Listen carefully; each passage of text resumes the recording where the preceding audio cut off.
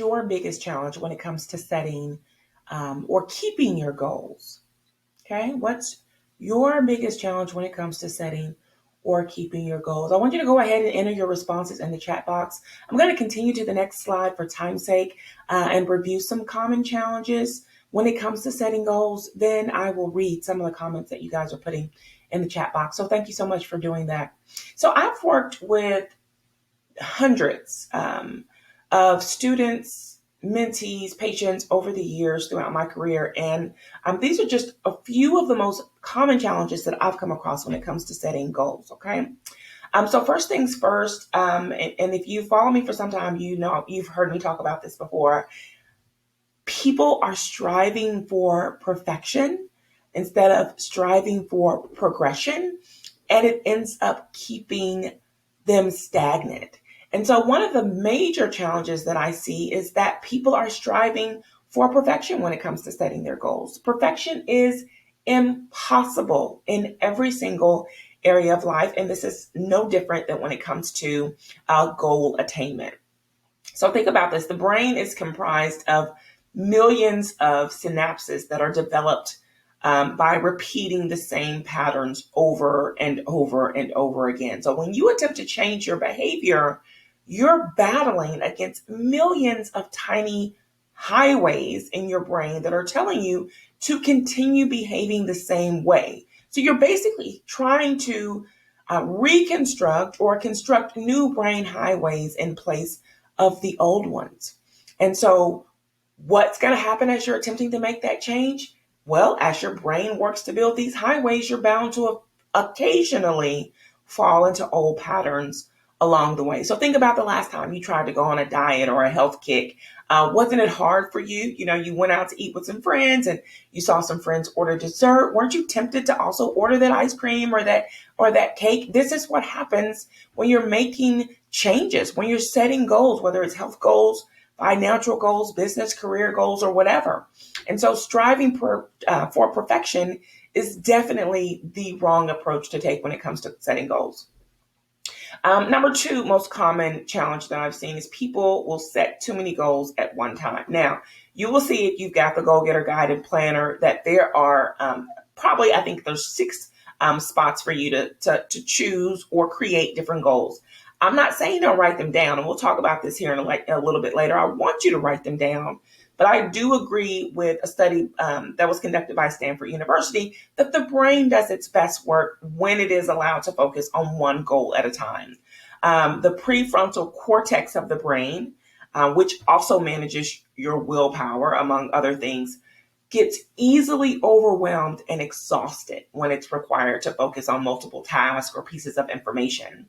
And when the prefrontal cortex becomes overwhelmed, it's really less likely that you're effectively going to follow through on any of your goals, especially if they require a strong emotional or mental effort. And I don't know if you know anybody like this. I have a child that's like this. Actually, I kind of think that both of my kids are kind of like this. If it doesn't come easy to them, if it requires a really strong mental effort from them, it's like, forget it. I'm going to give up. So setting too many goals is definitely going to set you up for failure.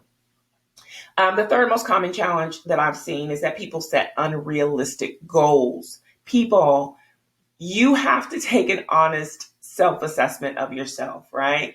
Your current situation, your capacity, your abilities, even your support system, which could be non-existent. We'll get to that here in a little bit. One thing I know about setting unrealistic goals is that it can be a setup for failure and make you feel like a failure. So you definitely don't want to set unrealistic goals. Another most common challenge with setting goals is setting non-specific goals, right? Goals are easier to reach if they're specific, measurable, attainable, realistic, and timely, right? So those are SMART goals. We'll talk about that here in a little bit. Many people set non-specific goals for themselves, like, oh, I want to go to school. Oh, I want to become a doctor. All of that sounds nice and it sounds great, but there are so many things that you need to do to actually get you to that point. So setting vague goals is not good because you can easily abandon vague goals when the going gets tough.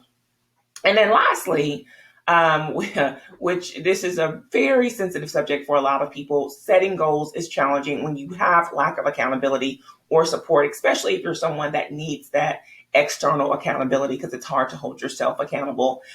People, I'm just going to be honest, friends, this is a hard, honest fact that I'm about to tell you. Change is often challenging and uncomfortable for those closest to you. When you are changing, when you are trying to better yourself, whether it's, a career change or starting a business or going on a health kick to lose weight and get yourself healthy, it does in some cases remind those that are closest to you that they're not doing anything with their lives, or maybe they're not operating at their highest level that they can be. And this can be uncomfortable for them. And so a lot of times what we do, and it's just human nature, right? We're expecting our mother, our father, our sisters, our best friends to say, "Oh, girl, I got you. I'm supporting you. Congrats on starting that business. How can I help? What do you need me to do?" And that's often not the case. And so I know for me personally, and my husband actually knows a lot about this because I talked to him a lot about this for my first year in business. But for me personally, I felt this way. I'm like, it's not easy to start a business. This is a whole big thing. Like, I'm putting my blood, sweat, tears, I'm losing sleep. I'm doing all of this stuff. Where's the excitement? Where's the support?